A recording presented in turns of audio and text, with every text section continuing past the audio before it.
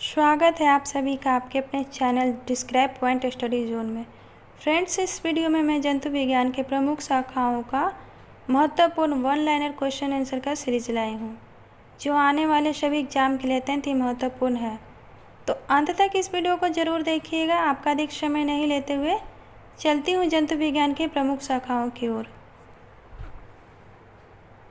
Haematology के अंतर्गत रक्त से संबंधित विज्ञान का अध्ययन किया जाता है। अगला है डर्मेटोलॉजी के अंतर्गत त्वचा संबंधी विज्ञान का अध्ययन किया जाता है। अगला है ऑर्निथोलॉजी के अंतर्गत पक्षियों का अध्ययन किया जाता है।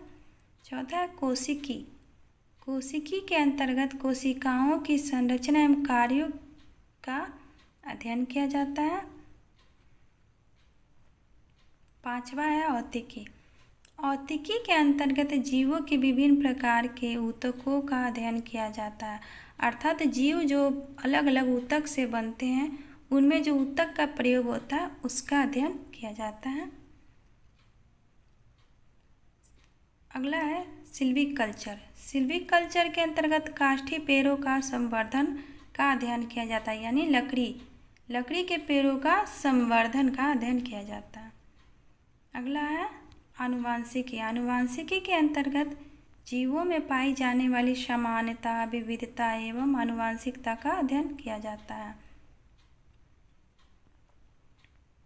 अगला है उद्विकास के अंतर्गत जीवों के उद्भव एवं विविधीकरण का अध्ययन किया जाता है।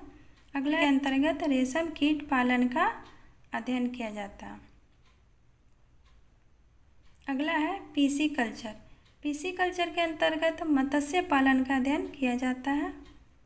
अगला है टिश्यू कल्चर के अंतर्गत जीव द्रव्य के पृथक्करण एवं संयोजन से संबंधित वनस्पति विज्ञान का अध्ययन किया जाता है।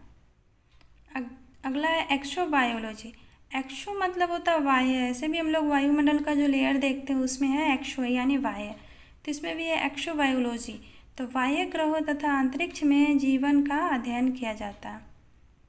अगला है पोमोलॉजी के अंतर्गत हम लोग फलों का अध्ययन देखते हैं। अगला है डेंड्रोलॉजी के अंतर्गत वृक्षों एवं झाड़ियों का अध्ययन किया जाता है। अगला है अस्थि विज्ञान के अंतर्गत अस्थि एवं कंकाल तंत्र का अध्ययन किया जाता है।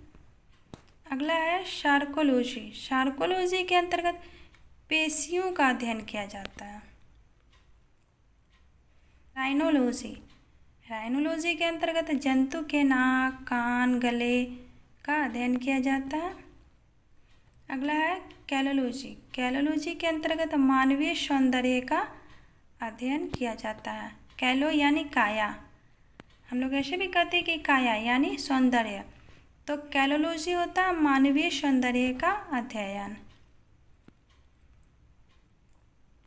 अगला है एपीकल्चर के अंतर्गत मधुमक्खी पालन का अध्ययन किया जाता है।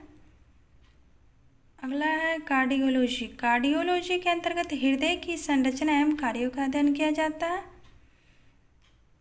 फिर है ओडोंटोलॉजी के अंतर्गत जो है दंत विज्ञान का अध्ययन किया जाता है। अगला है माइकोलॉजी के अंतर्गत कवकों का अध्ययन किया जाता है। अगला है ओफियोलॉजी के अंतर्गत सर्पों का अध्ययन किया जाता है। शोरोलॉजी के अंतर्गत छिपकलियों का अध्ययन किया जाता है। कीट विज्ञान के अंतर्गत कीड़े का अध्ययन किया जाता है। पारिस्थितिकी के अंतर्गत पर्यावरण विज्ञान का अध्ययन किया जाता है। फ्लोरिकल्चर के अंतर्गत फूलों के संवर्धन का अध्ययन किया जाता है।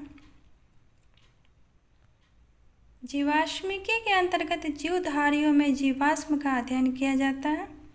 अगला है क्रायोजेनिक्स के अंतर्गत जीव के शरीर पर शीत के प्रभाव का अध्ययन किया जाता है। अगला है हार्पेटोलॉजी के अंतर्गत सरीसृपों का अध्ययन किया जाता है। अगला है मिर्मिकोलॉजी। मिर्मिकोलॉजी के अंतर्गत चींटियों का अध्ययन किया जाता है। अगला है एरेक्नोलॉजी। एरेक्नोलॉजी के अंतर्गत मकड़ियों का अध्ययन किया जाता है। अगला है एंथोलॉजी। एंथोलॉजी के अंतर्गत पुष्पों का अध्ययन किया जाता है। अगला हॉर्टिकल्चर। हॉर्टिकल्चर के अंतर्गत वनस्पति संवर्धन का अध्ययन किया जाता है। अगला स्पर्मोलॉजी। स्पर्मोलॉजी के अंतर्गत बीजों का अध्ययन किया जाता है। पीडोलॉजी के अंतर्गत भूमि विज्ञान का अध्ययन किया जाता है। वर्गीकी। वर्गीकी के अंतर्गत पौधों के नामों का अध्ययन किया जाता है। पैलिनोलॉजी। पैलिनोलॉजी के अंतर्गत परागकणों का अध्ययन किया जाता है। अगला है फाइटोजियोग्राफी। फाइटोजियोग्राफी के अंतर्गत संसार में पौधों के वितरण का अध्ययन किया जाता है। अगला है ऑलेरीकल्चर। ऑलेरीकल्चर के अंतर्गत साग सब्जी उत्पन्न करने वाले पौधों का अध्ययन किया जाता है। अगला है डेंड्रोक्रोनोलॉजी। डेंड्रोक्रोनोलॉजी के अंतर्गत वार्षिक वलयों का अध्ययन किया जाता है। अगला आर्बोरिकल्चर। आर्बोरिकल्चर के अंतर्गत सजावटी वृक्ष तथा झाड़ियों के संवर्धन से संबंधित विज्ञान का अध्ययन किया जाता है। अगला है कवक शास्त्र। कवक शास्त्र के अंतर्गत फफूंद का अध्ययन किया जाता है। फॉरेस्ट्री के अंतर्गत कृषि के साथ साथ उसी भूमि पर काष्ठीय बारहमासी वृक्ष लगाना का अध्ययन किया जाता है। अगला है शुजनिकी। शुजनिकी के अंतर्गत आनुवंशिकी के आधार पर मानव जाति की आने वाली पीढ़ियों के सुधार का अध्ययन किया। अगला है शारीरिकी। शारीरिकी के अंतर्गत पौधों की आंतरिक संरचना का अध्ययन किया जाता है।